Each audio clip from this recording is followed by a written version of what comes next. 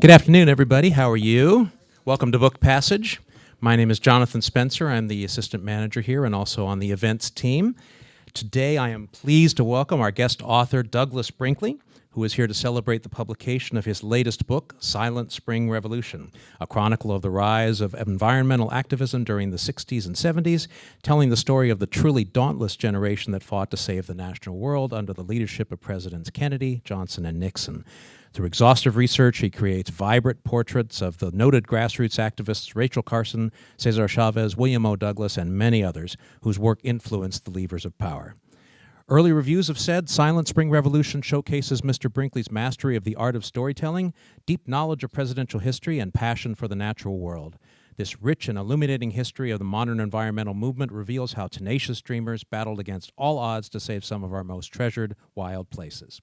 It is a courageous book about courageous people that will inspire readers to find their own brave acts on behalf of the earth. Before we get going, I just want to mention a few highlights in our schedule of upcoming in-person events here at Book Passage. Later today at 3 p.m., as part of our continuing art reception weekend, we'll be hosting artist Tom Killian in our cafe. Tom has a wonderful collection of prints that he's bringing with him today, and some of them are hanging there now. Wonderful landscapes and woodblock prints that I hope you'll enjoy. At 4 p.m. later today, we will also have author Emile de Andres reading from his new novel, Tell Us When to Go, a millennial coming-of-age story, part Silicon Valley satire and part urgent glimpse into the darker sides of privilege and class disparity. For further details on this and many more events, including in-person appearances by Jane Smiley and Deb Perelman, and weekly online talks, please visit bookpassage.com. Now, just take a moment to silence any of your cell phones there, just because we don't want to be interrupted while we're going on here. We are being broadcast out to the world on our online channel here, so it's very exciting to have you all here with us today. If you have not yet bought a copy of the book, you may do so at one of our registers after the event, and Douglas will be signing at that time. So we look forward to going to into this wonderful discussion. Douglas Brinkley is the Catherine Sonoff Brown Chair in Humanities and Professor of History at Rice University, Presidential Historian for the New York Historical Society, Trustee of the Franklin Delano Roosevelt Presidential Library, and a contributing editor at Vanity Fair. The Chicago Tribune dubbed him America's new past master. His book, The Great Deluge, Hurricane Katrina, New Orleans, and the Mississippi Gulf Coast, received the Robert F. Kennedy Book Award. He was awarded a Grammy for Presidential Suite, almost on his way to his EGOT there, and he is the recipient of 7 honorary doctorates in American Studies. His 2-volume annotated Nixon tapes recently won the Arthur S. Link Warren F. Kuehl Prize. Silent Spring Revolution is the third in a trilogy of books by Mr. Brinkley examining the intersection of presidential leadership and environmental politics. The first, The Wilderness Warrior, covered Teddy Roosevelt, and the second, Rightful Heritage, was devoted to Franklin and Eleanor Roosevelt. I am incredibly pleased to welcome Douglas Brinkley to the Book Passage stage. Good afternoon. Thank you for being here. Particularly, I see you wearing a 49ers hat. To be coming here while the game is going on is an act of heroism on your part of some kind.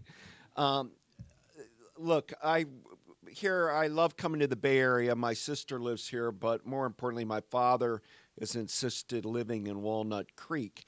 So I try to, whenever I'm traveling around, get up here and visit my father, Ed Brinkley, who's probably watching this right now. So thank you, Dad, for all that you do. And as mentioned, I began this journey, guys, writing a book called The Wilderness Warrior on Theodore Roosevelt. When I was a boy, I had asthma, and TR had asthma. And I thought it was amazing that he overcame that affliction. But more importantly, we had a trailer, and we would go all over the United States with a Pontiac pulling a Coachman trailer. And wherever I went, I would grab, in those days, the brochures everywhere. And it would say on the brochure, Theodore Roosevelt established this. It was amazing how many wild natural places TR established. From 1901 to 1909, Theodore Roosevelt saved 234 million acres of wild America. And now, why? Well, it came out of, he was born in 1858 in New York City, but his father started founding when he was born what is today's American Museum of Natural History. So it was part of the family business. And Darwin's On the Origins of Species came out in 1859. And that was a revolution. Some people thought it's the biggest, most revolutionary book since the New Testament, explaining human origins. But I also told you that came out in 1859. You're in the middle of the Civil War. Not a lot of people at Shiloh or Gettysburg or the like are debating Darwin. But the Roosevelts were.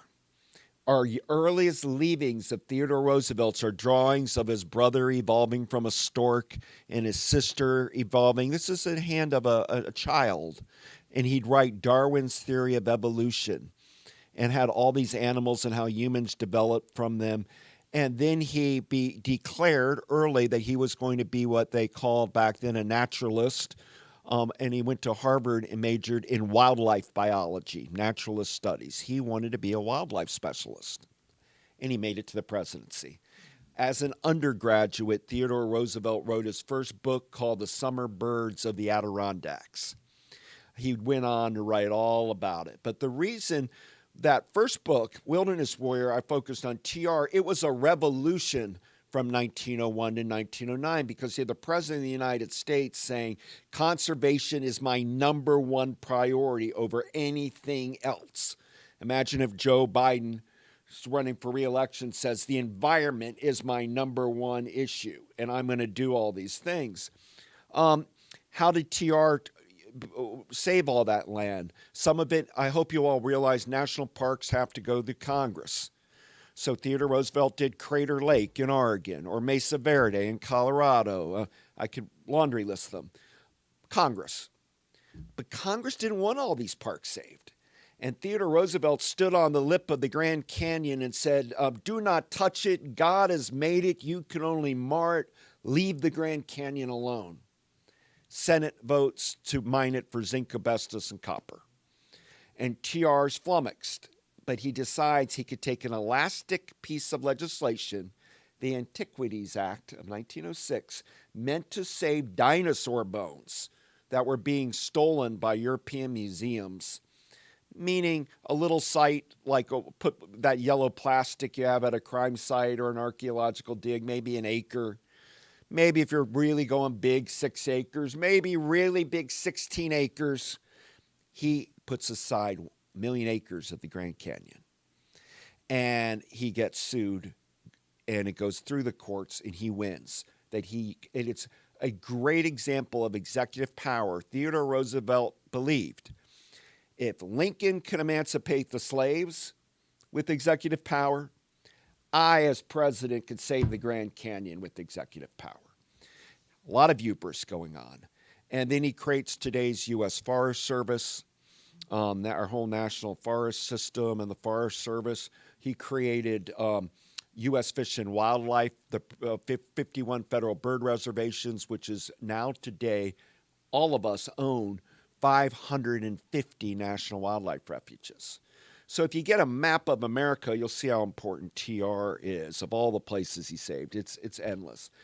That's the first wave. The second wave of conservation/environmentalism, second reform era, was FDR. He comes in his presidency in 1933, and with his New Deal, his first act as president on the New Deal is to create the Civilian Conservation Corps, where unemployed men, and there was also women, and the she, it doesn't get talked about much, but they got paid $1 a day. They had to wear a uniform, get up at bugle call to plant trees and to restock ponds and to protect wetlands. From 1933 to 1945, that second wave, they planted nearly 3 billion trees. Billion. That's how effective they were. Do you realize FDR created 800 state parks as president? And he created bird flyways and saving places ranging, the Channel Islands to Mammoth Cave in Kentucky, to Isle Royale in Michigan, to the Everglades in Florida, to the Great Smokies in North Carolina, Tennessee, on and on and on. It was a second environmental revolution.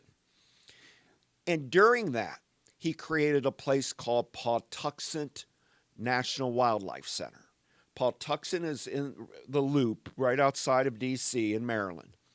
And when he created it, it's to study how to save species, but also how to save us.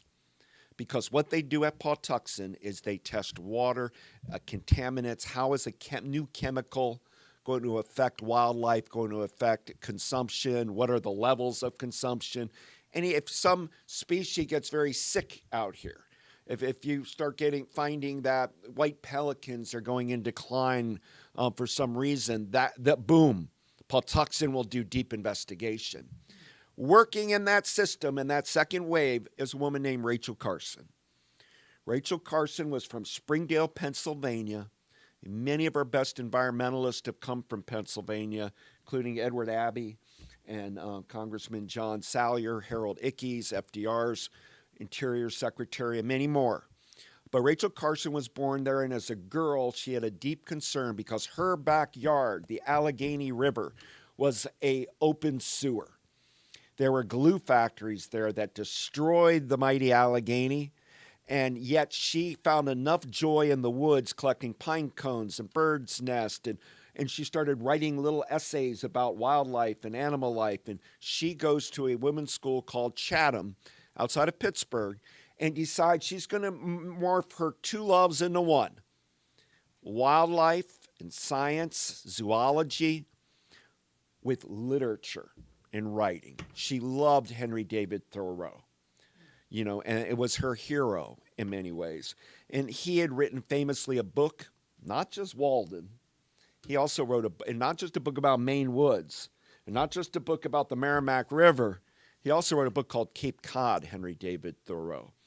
And at any rate, she finally gets to see the land. She never saw an ocean. Never got to see the sea until after college. And she got a fellowship to a place called Woods Hole. Woods Hole is like Scripps or, now. But back in the day, there was nothing like Woods Hole on Cape Cod, just down the road from Kennedy's home in Hyannisport.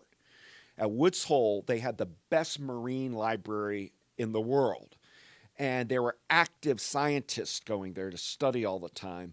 And she became infatuated with many sea creatures, but particularly eels, which do these extraordinary migratory journals. She asked a question: how does the eel in my backyard in Pennsylvania in the Allegheny, a kid catches an eel fishing, that eel came from Africa? How do they do a journey like that?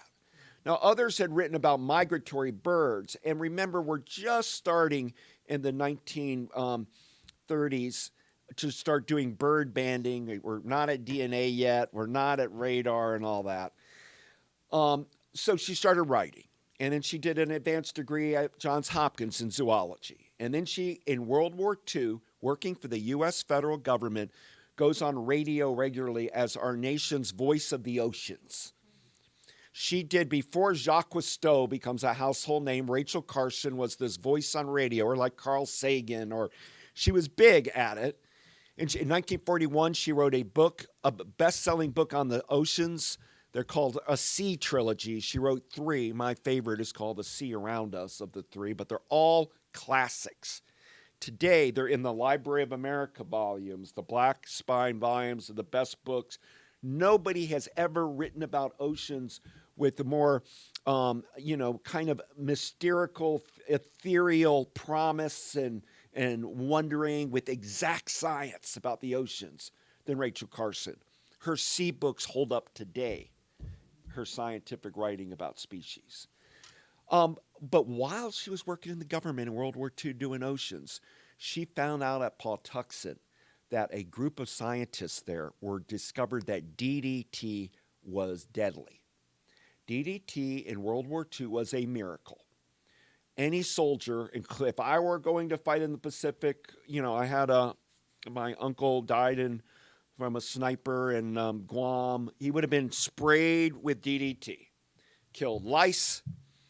It killed mosquitoes. It prevented malarial disease, killed ticks. What wasn't to like about it?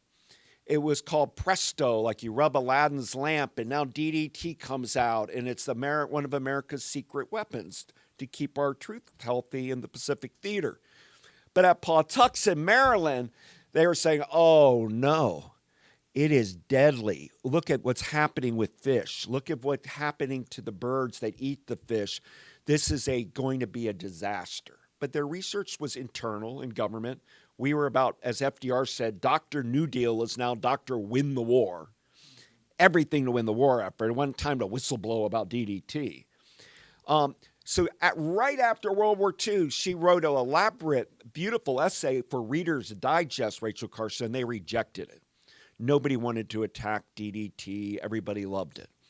Loved it so much that from 1949 and all the way to Jack Kennedy's presidency, people in every town would spray DDT, fogging trucks, and most importantly, aerial planes, crop dusters would fly and just spray DDT over all of the agricultural lands to kill the insects off.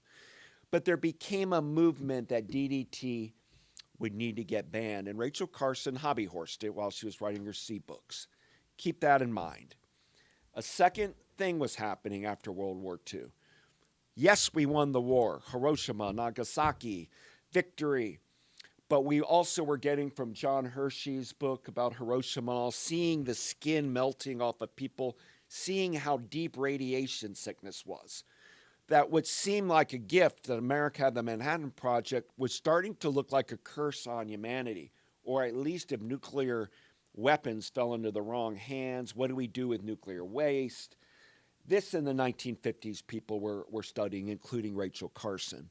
And what they objected to, let's just say what Rachel Carson objected to, was that in Nevada, they were blowing up nuclear bombs willy-nilly, one after the other, testing it. From 1945 to 1992, the United States detonated 1,054 nuclear weapons. 1,054. And at first, everybody in Las Vegas loved it. It would be, go do an atomic dance, atomic boogie-woogie, snow globes where you shake the fallout out of the bomb. There was a pride that we were the only country that had nuclear weapons from 45 to 49, and that it entered into a new age. But the science started mounting about the problem, and particularly the radiation didn't stay in Nevada. It blew far and wide. It was making people sick.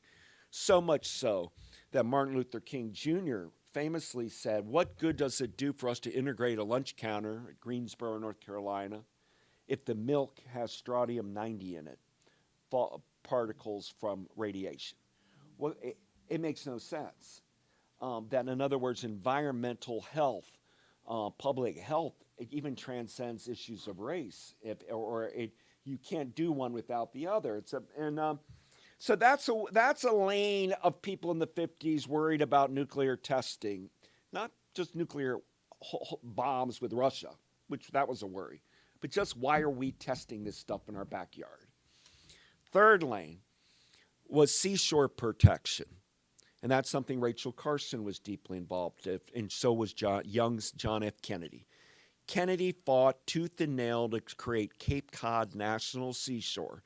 If you get a chance to go there, go. It's beautiful national park, but they built it and designed a park with cities like Truro and Provincetown and Wellfleet within it, so you can live within the park.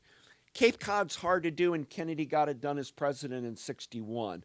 Hard because the real estate's expensive, right? It's one thing to go like Jimmy Carter did and save 1 million acres of the Brooks Range in Alaska. When you get up to some elevation, you can't get roads. There's nothing but rock.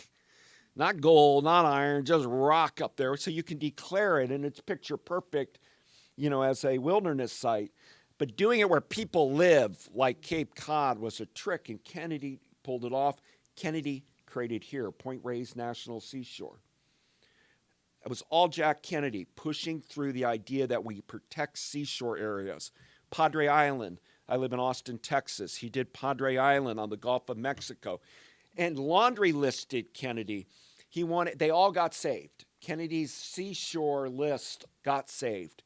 The ones that he chose, some of them had to be carried out by Lyndon Johnson, but places like Fire Island National Seashore in New York, Assateague in Maryland and Virginia, Cumberland Island in Georgia. They went after all the lake shore. There had never been a national park in the Great Lakes. And suddenly they create Apostle Islands in Wisconsin, 22 islands preserved. Picture Rock on the Upper Peninsula of Michigan. They save Indiana Dunes by Chicago. Sleeping Bear Dunes, which many people pick as their favorite national park. It's spectacular up near Traverse City. All seashore preservation. Kennedy and Carson are big advocates that are promoting that in every way, shape, and form. And then the fourth lane was called the Wilderness Lobby. And that gets back more to Theodore Roosevelt. A lot of hunting, fishing, outdoor men's clubs who were promoting, let's not build roads. Can we take 1 million acres with no roads? Roads bring in, electricity. They bring in, porta potties, rest areas, but roads are a way to get logging companies in, mineral extraction industries. If you don't allow roads, it's just raw wilderness. This has a big victory, the Wilderness Lobby, when they stop a dam from being built on the Colorado Green Yampa, but in a national monument, Dinosaur, in the Southwest. The dam would have changed the national park, and so there became a movement led out by the Sierra Club here in California, David Brower, to stop no dam.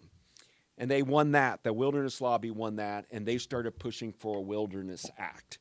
Part of that wilderness movement was the photographer Ansel Adams from California, who incidentally, besides his Yosemite photographs, did marvelous ones of Drake's Beach and everything at Point Reyes area. That was really where he loved to photograph the most, Adams.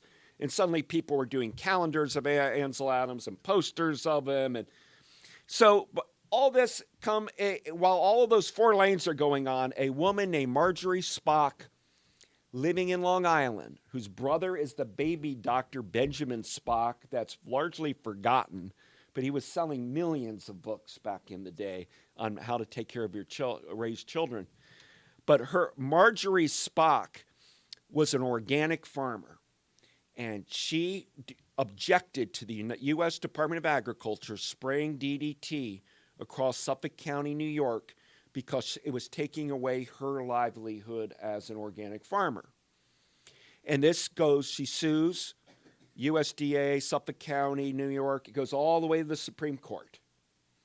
And there she loses. But in losing, William O. Douglas writes a brilliant dissent that gets published everywhere. Douglas, the Supreme Court Justice from Yakima, Washington, a big outdoors, major league environmentalist. But he's raising the legal question, well, who does own the airspace over our property?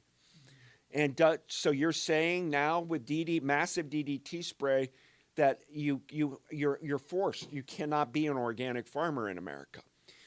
Forget how you feel about this issue. From a legal point of view, you can just teach it in law school. It's really interesting because who owns the air over them? And as you guys know, with Supreme Court cases, you get reams of documents, right? The lawyers generate. When she lost Spock, she gives it all to Rachel Carson. So Carson's got all that to work with. And then she has the government whistleblowers working at Pawtuxet to give her the DDT material. And in the late 50s, she's diagnosed with breast cancer, and it's serious. If she can't get it in remission, it spreads. She did Cleveland Clinic, Mayo, everything under. She lost all of her hair, deep radiation treatments. While before she expired, she was trying to finish the book Silent Spring. And she just barely got it over the finish line. She finished it in January of 1962, and the New Yorker starts excerpting it in the spring of 62. And it's seismic. It's front page news everywhere, her claims about pesticides. Why? Because it at heart wasn't just about banning DDT, but chemical industry is starting to be regulated by the federal government. So the chemical manufacturers put up a massive campaign to destroy Rachel Carson.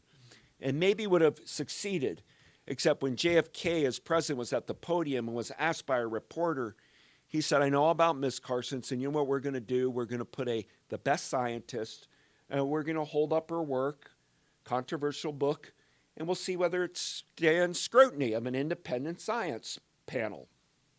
Obviously the right presidential thing to do. And the panel found out that Carson was indeed correct, that DDT could affect human health and was going to wipe out the eagle population alone when it was just sinking towards extinction because of DDT poisoning. And she becomes celebrated. She gets an hour like nightly news with Eric Severite from her home in Silver Spring on Silent Spring. It's the beginning of the real third wave, this book. Because when she publishes her book, Silent Spring, in 1962, she's telling you and you and you, your grandkids or your children could get sick by playing on a playground because they've sprayed this chemical toxin all over. Meaning, instead of environmental conservationists being outdoor types, the kind of day that might shop at REI or North Face clothing and all, that loved Theodore Roosevelt's strenuous life, it's now everybody. And that came at a time where pollution was horrible. In Los Angeles and Pasadena, you couldn't breathe. Respiratory illnesses being struck. People don't realize it, but the turning point on air was a place called Donora, Pennsylvania in 1948. Due to a heat inversion, it trapped all of the industrial pollutants on the Allegheny, and everybody in town got respiratory sick. They didn't know. It'd be like the worst COVID photos you've ever seen when it hit up hospitals. The entire community was ill. Many people died in Donora. It's where the word smog is born. If you go to Donora today, you'll go to the National Smog Museum there. Small building. But it's out of Donora because as late as 48, there was no federal air quality laws. It was state by state by state. Well, what good does it do for, Oregon to have a progressive law if California doesn't? Air moves. You can't. It screamed federal intervention. And we get two big ones on clean air. One is December 1963, the first Clean Air Act, which only makes standards for stationary source pollution, meaning incinerators or electricity generating plants or a smokestack factory. Automobiles, nobody wanted to touch. It was too hard. That doesn't come till the Clean Air Act of 1970, which Richard Nixon brought into law. Now, during Rachel Carson, Kennedy, you all know, dies in 63 in Dallas. Rachel Carson dies shortly after him, months after him in 64. But what happened is things had just exploded and the environment became a front page news story. With me here today is somebody who's married to a daughter of Walter Reuther, head of the United Auto Workers. And in the 60s, the United Auto Workers were all about fighting for the environment for blue-collar workers. Walter Reuther said, what good, here are my workers, here are people working, let's say, Dearborn, Michigan. They don't have the money to go out to Point Reyes or to Laguna Beach. Their family time in nature is going to be their local lake, local river, local picnic grounds. And those in Detroit area were polluted beyond redemption. And so Reuther started putting environmental statutes into all of his labor negotiations. Today with climate, you don't see labor playing a role like that. Walter Reuther, I'm only doing, my friends here from Walter Reuther is the one who funded Cesar Chavez. What is Chavez about? You see his name everywhere around here. Cesar Chavez, Cesar Chavez. Chavez, born in Yuma, Arizona. Yes, it's about field workers and conditions, sanitary conditions and all, but Chavez was about no pesticides, that our workers are getting sick from these chemicals that are going on there. And Walter Reuther, we all know Earth Day, the owner of a store, we were just talking about his first Earth Day experience, 1970. It was Ruther who funded Earth Day. That's how much labor was involved in the environment back in this particular era. Any rate, there were three presidents, the three TR, FDR figures that all did well. All three did well on environmental policy when you give them a fair break, pull back from the lens of time, and really see what they had did. I mentioned a lot of Jack Kennedy. Kennedy's mother was a fanatic of Henry David Thoreau. She grew up at Walden Pond in Concord. All the Kennedy kids learned to swim at Walden, and she worked for the CIA to go to Russia to make sure all the libraries carried Thoreau in Russia. She was a diehard Thoreauvian, Rose Kennedy. And the power of Thoreau is big in the 60s because Thoreau said that a line, you can ponder it. Thoreau said, in wilderness is the preservation of the world. In wilderness is the preservation of the world. What he meant by that is we've got to make sure we have township parks, that we keep things green, we don't deforest everything, we keep our fish stocks going, we keep our bird life healthy, we keep that in that protection world, that's going to be human fate. And they really bought into that a lot in the 1960s.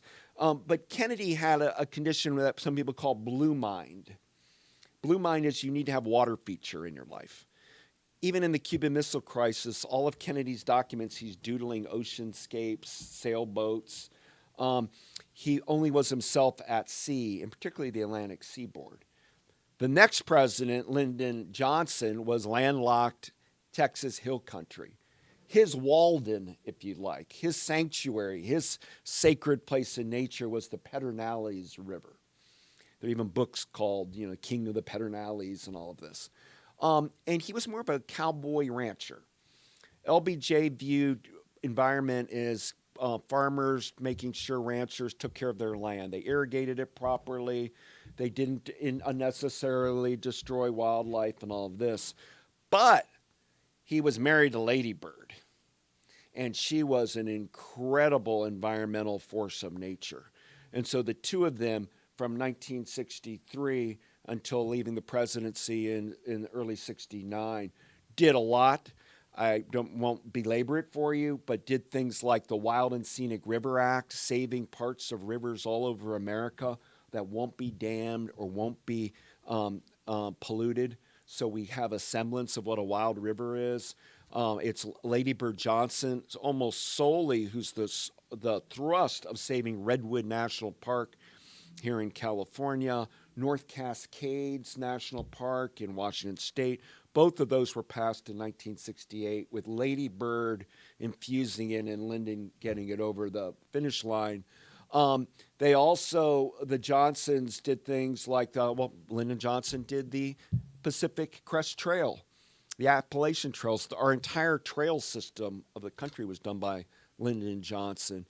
And also, Lady Bird was promoting beautification, a word that she wanted environmentalism, but Lyndon's boys, as she said, wanted the word beautification because she was a woman and they thought that would work with, it was just a bad choice of words. But what it was is along roads, plant wildflowers, plant trees, no garbage. Recycle, clean up road. We forget that before recycling and people would throw litter. Don't be a litter bug was the slogan, and Lady Bird's fighting against that. And one of her concerns was the interstate gods of America, which were a great thing, Eisenhower's interstates. But Eisenhower was an army logistics guy going from point A to point B, and they greenlit these interstates often without thinking about nature, green space, or some urban centers like Hartford, Connecticut got destroyed by interstates, Storyville in New Orleans destroyed, that's the birthplace of jazz, parts of historic San Antonio. So she was trying to reclaim our road system to make sure we didn't have ugly freeways, ugly highways, erratic building. Problem for Lyndon. He had a lot of senators to work with that were good, but the problem with Lyndon Johnson's Vietnam War, as you all know. 58,000 dead, many with post-traumatic stress syndrome or crippled or maimed from the war. And how can you get credit in history for doing wild and scenic rivers in national parks and air quality and water quality legislation when you're using Agent Orange to kill all the vegetation in Southeast Asia? So Johnson's reputation as an environmentalist is really rested solely on his wife. But I resurrect Johnson a little bit because I saw the heavy lifting that he did during that period. But he can't run for president in 68. And Richard Nixon, as you know, beats Hubert Humphrey and George Wallace. In the 68 campaign, a year where books like Edward Abbey's Desert Solitaire came out, Stuart Brand's Whole Earth Catalog, there was a whole market of eco books coming out, eco tactics and all, but Native American, indigenous people, there was a new movement to say, did the tribes, did the American indigenous people take better care of the land than the Euro-Americans? It's all in the mix. Nixon has to get an environmentalist on his team because press is asking him all these questions. And he hires John Ehrlichman, who will go to prison for Watergate. But Ehrlichman was the land water lawyer in Seattle. And from the early 60s, he was an environmental lawyer. What Ehrlichman did for a living was NIMBY, not in my backyard, meaning his clients were often wealthy neighborhoods. They'd hire Ehrlichman's firm, and he would stop an aluminum plant from coming in, or he would stop a shopping mall in a residential area, etc. And that's a legitimate, not in my backyard, environmentalist, Republican from Seattle area. And Nixon knew him. And so he chose him to be his environmental spokesperson.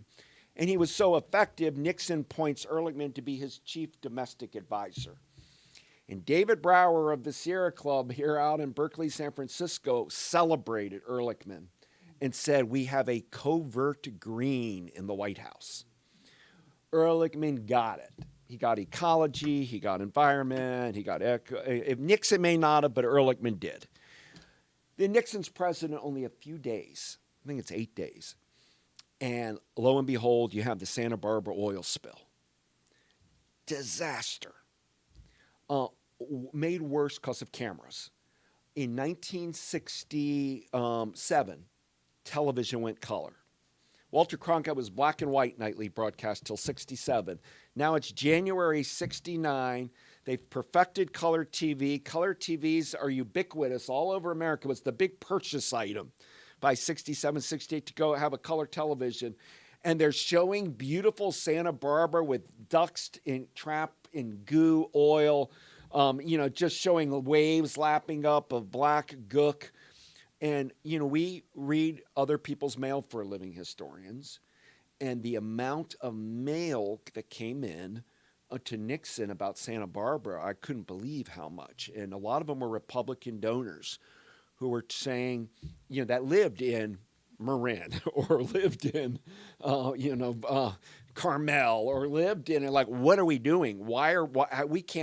You're destroying our whole ocean front out here. Nixon hears it. But he didn't move that much, except he did. I don't have time for what he did. But that summer of 69, the Cuyahoga River caught on fire in Ohio. And Lake Erie was declared dead by a lot of biologists.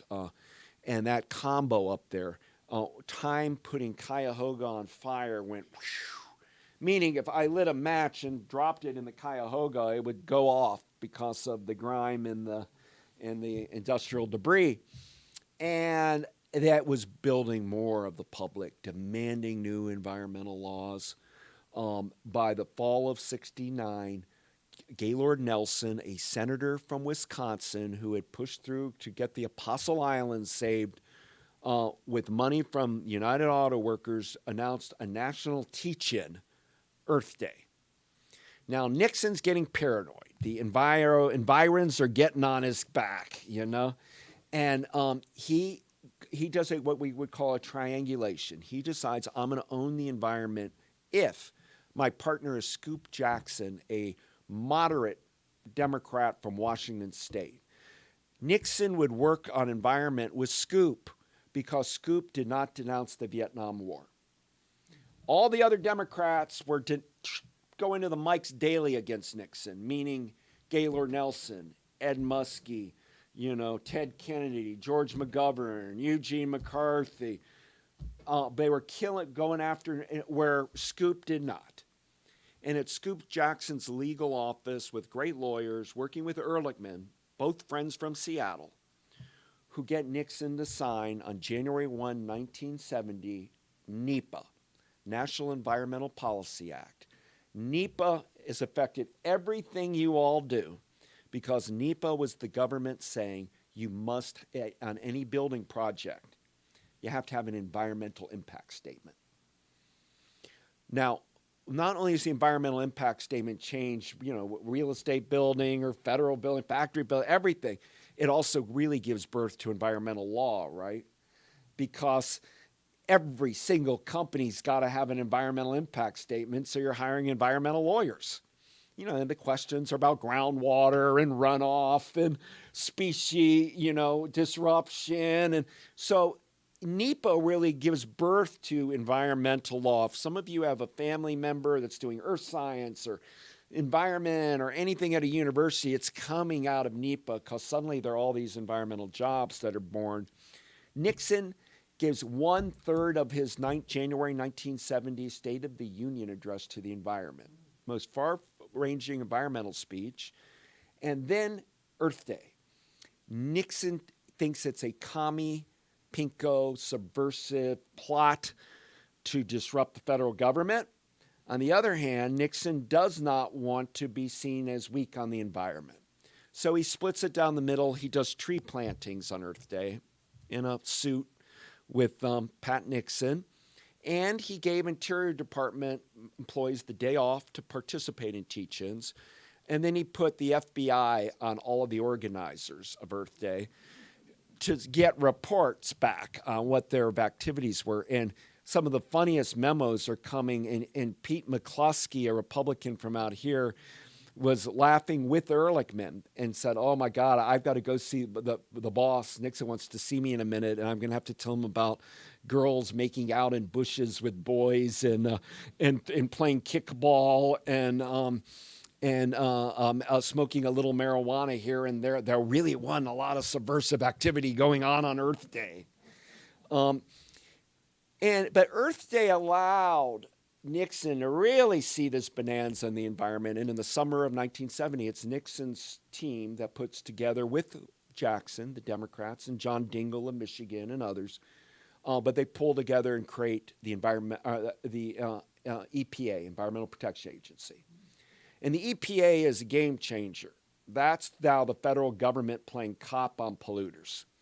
That's if you are not following the EPA laws, you can get fined, arrested, or worse. And that's William Ruckelshaus, Republican, that's the first head of it. And he was very staunch that EPA becomes an enforcer agency.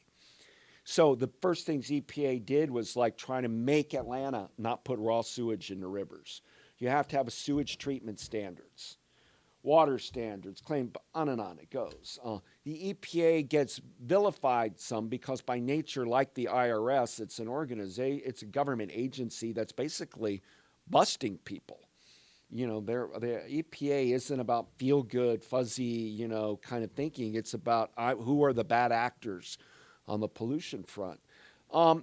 And Nixon's era does, Nixon pushed, I read all the letters of Nixon is the one who did San Francisco National Recreation Area in 72. Nixon did Gateway National Recreation Area in the New York area. He liked this idea, the administration of these. And working for Nixon in his administration was a man named Russell Train, who was the founder of the World Wildlife Fund. Today, Barack Obama's office in D.C. is in the World Wildlife Fund building. Many people don't realize that.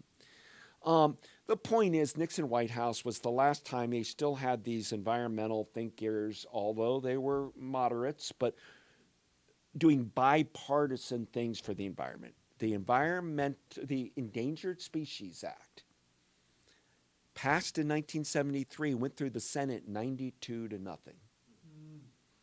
That's how popular clean air, clean water, environmental, so, and it was successful, Endangered Species Act. I mean, we forget now because there are alligators everywhere in the South. You can't not see a video of somebody being chased by an alligator.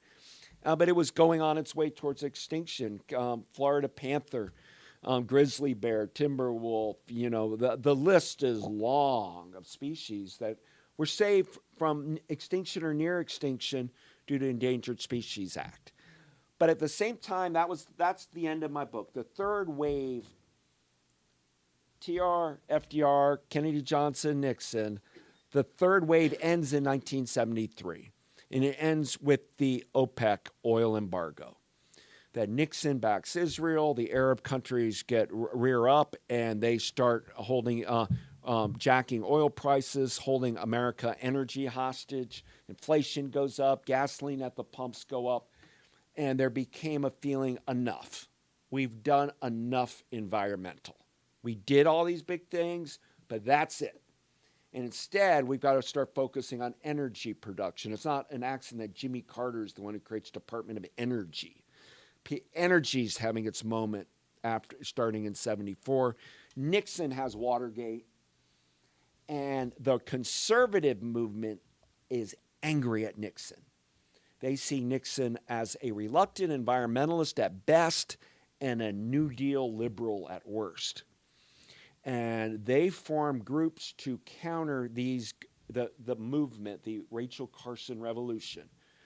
Groups that have been founded like the Heritage Foundation, Environmental Enterprise Institute, Cato Institute, Federalist Society. List is long. Because they saw this environmental regulation as an attack on capitalism that will be regulated out of business. I won't be able to build anything. They're going to find an endangered species everywhere. And I'll end by telling you the controversy of all this is really about rolling back Nixon. I think what Kennedy and Johnson did doesn't have a whole lot of people angry about, but it's Nixon that's in the target of the far right today. Because, and particularly extraction people and developers, because they're saying the spirit of endangered species, not the legal language, but the spirit was for charismatic mammals. Yes, we all want to save the bald eagle. Yes, we all want to save the polar bear. But we didn't bargain that a tiny little snail darter fish can shut down an entire electrification project. We didn't bargain that a strange, tiny little lizard can shut down massive development in Arizona. So the Endangered Species Act's always going into court. People are always trying to reform it, and it's become another dividing point in our country. And same with Clean Air Act and Clean with Water Act, but endangered species in particular. And then NEPA, a lot of people are sick of environmental impact statements. Like they're saying it slows it down. I live in Austin, and you want to build a new condo tower. I mean, you could spend 5 years if they're making you go through environmental impact statements up the gazoo. And, so we live now in a need of a fourth wave, but we're not getting it. And the fourth wave will be one that's global. It will be dealing with fossil fuels and how to get off of them. Unfortunately, we have to bring China and India to the table to be successful, and that's hard. And I think what will happen when I'm asked who is the Rachel Carson or Theodore Roosevelt figure of the moment, don't think it's a person, but it may be you. It may be the state of California. Because California's law that by 2035, no more fossil fuels being sold may not seem like a big deal now, but as it gets closer to that, it's already a big deal in Detroit. They're already planning how and when the fossil fuels will go out. And that's a long time, though, 2035. You're dealing with over a decade from now. But eventually, that will take hold. It's just what's going to happen in the meantime. I'll end by telling you, I tell young people, stay hopeful, believe you can make a difference. don't get in despair over climate change. Easy to say if you're in a community in a weird wildfires burning and, but there's a lot you can do on land, water, species. Just adopt a park, become a friends of a park, join a Save the Redwood League, or join a Save the Bay, or and meaning if the net desire is an expression of you want to save some of God's beautiful bounty, you want to save and relish some of our gorgeous planet. All of the astronauts in the period I'm writing about thought they were going on the moon, and I wrote a book called American Moonshot, John F. Kennedy's Space Race, and they're all going on the moon. But once they went to the moon, it was lifeless. And they looked, and it was about seeing Earth, the beautiful blue-white planet, floating in a dark universe, how it's just all there. And seeing it's almost spiritual if you realize how beautiful life is, and that we have an obligation to curtail our poor stewardship behaviors, our waste of natural resources, and weigh in and try to do things that will protect all of this great American heirlooms, because I'm writing about America, that Theodore Roosevelt and FDR and Kennedy, Johnson, Nixon, and others have saved. We want to save them so our children and our children's children have them as part of their heritage of being an American citizen. Thank you, guys.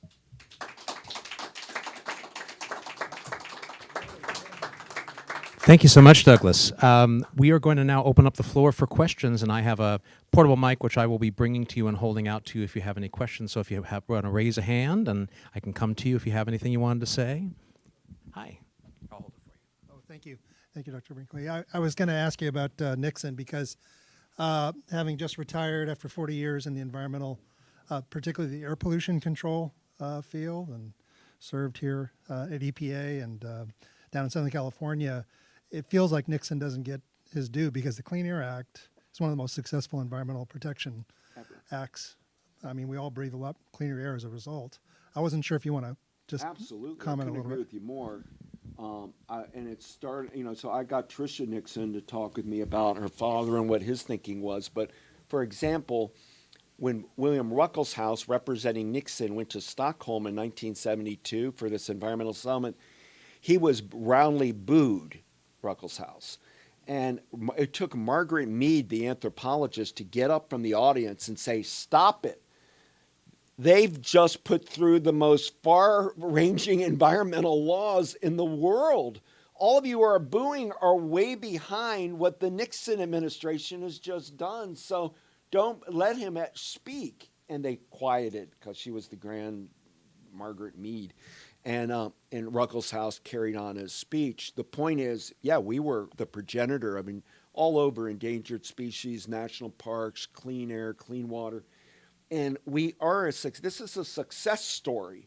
It didn't come from one source, but a lot of concerned citizens for clean air in Pasadena or in New York, or smogateers, or, citizens said, no, I want clean air for my kids. I want clean water, and it's important. And it's one of the problems that we have now. We've gotten a little too used to having dirty rivers and lakes and think nothing of it.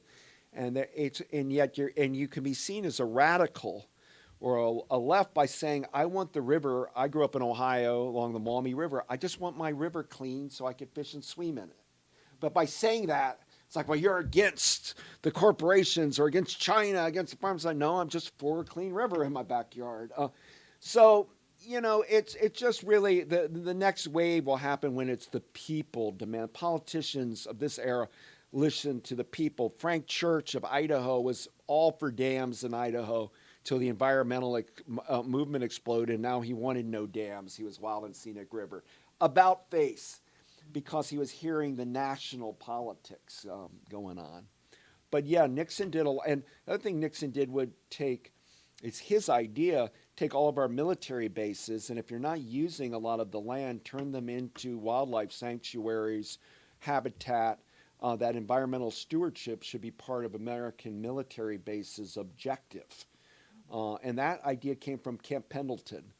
If you drive that strip down there and you see it, he's like, well, geez, it may not be a national park, but they saved, the military's got this great land, I'm not going to stop artillery exercises and training, but there's so much acreage that there should be hired in the military people that can make sure they take care of invasive species, flora and fauna, consideration for nesting seasons, et cetera, as part of the military mandate. It's hard to believe Nixon thought like that. Nixon had empathy. He was an empathetic person. We've had recent politicians that don't have it. But I was surprised that, and it comes from a lot of his species that you see, that his dogs and the like that he had, and it's a longer story. Yep. Anyone else? Here we go. Oh, thank you. I think the question is the seeds of where we are now, are they sown in this book? And if so, how can we deal with climate change? What are the levers that can be pushed? Because if you read the New Yorker cover on the Japanese wave, it's very serious. And how do we pull together what you've identified here for our grandchildren now? Great question. In my book, I write about Daniel Patrick Moynihan, a name you probably remember. He came in to help Nixon, and he writes Ehrlichman. He had circulated with all of the climatologists, and he then wrote a memo, Moynihan, to Nixon and Ehrlichman, telling all about the climate crisis we're in right now. That's in the 69. And he said, so these very serious scientists are right, he wrote to the president, goodbye Florida, goodbye New York, and it's uncertain what will happen to Seattle. He put that in so there's been a fear of this and knowledge, but now we're in a national security crisis crunch. What you're talking about with the wave and we're now looking at climate as not just being an environmental issue, but a national security issue. There are no quick salves. We're beyond the point of no return. Water policy is going to be quick. I think everybody on a local level is going to have to do things. I saw Gavin Newsom kept open Diablo nuclear power plant because of needing some energy. He would have loved to have closed it. But we're in a crisis. And you guys, the thinking is that California, because you guys are issue-oriented and have led the environmental movement for the world really out of the Pacific coast, that you're going to have to lead it through climate, and that it'll probably be state by state because the federal government can't do anything. It can't. We're in this divide. But what you could do is Washington, Oregon, maybe California, maybe Nevada could come up with, well, we're not going to sell anything based on coal, fossil fuels are banned. That then can spread. It may start with the blue states, but it could end up spreading because Ford Motor is all ready to build cars that aren't on gasoline. They're not the petroleum dealers. And yet states like Texas, where I live, I mean, that's the money source. And what I often tell people right now with climate is don't shame people. I can barely tie my shoes and show up here on time, let alone watching my carbon footprint. I try not to waste. I try to use recycling. I'm ready to shift, and I haven't yet, but I'm now there for electric cars because I can afford to. So it's not about shaming people. It's just about education. And I think Generation Z, these kids that just came out in the midterm elections, they're all about climate. In the midterm elections for the public writ large, climate was like 5 or 6. But if you're looking at people that are Generation Z, climate is often their number one concern in poll after poll. So they've now learned they grew up and they're loving to shame the baby boomers. This book shows that baby boomers did do a lot, or that era. We did a lot. We got the lead out of gasoline. Probably needed to have weaned off of coal and fossil fuels when the movement was there. But the blowback from that OPEC oil embargo was mighty, and there were ramifications, and it's very hard to build up national momentum again. So I'm worried we're going to go, my city where I teach at Rice University, we just had dirty water crisis. The whole city, that's going to be more and more in the country. Compromised water systems, drought, epic wildfires, strange hurricanes at off seasons, and we're in for a doozy of a roller coaster ride to nowhere right now. The most we can do, though, I learned from Brower and others, is stay happy. You can't wake up every day feeling ill. Just get up and do your little part. Local. Think about a local environmental group and embrace them. And if you're not in the environment with a big E, just a small local, wildlife refuge or one national park you want to join a friends group, and that because of that makes sure that the conservation's part of your mindset, and that you're not forgetting about it, and that'll help for when the big moment comes. That will help because you'll say, I've been engaged at Friends of Sequoia National Park, and we go once a year for dinner, and I met some people, and it's only 1,000 of us, but at one point, those 1,000 here, 1,000 there, it will become a wave, and there were 3 waves, and we're looking for the 4th. Al Gore was trying to trigger it with Inconvenient Truth and fell short, just like he did in the 2000 election. And so it's going to have to come out of the younger generation leading the way, but we can all be there to help them. Great. All right, guys. Well, thank you so much. Thank you, Douglas. So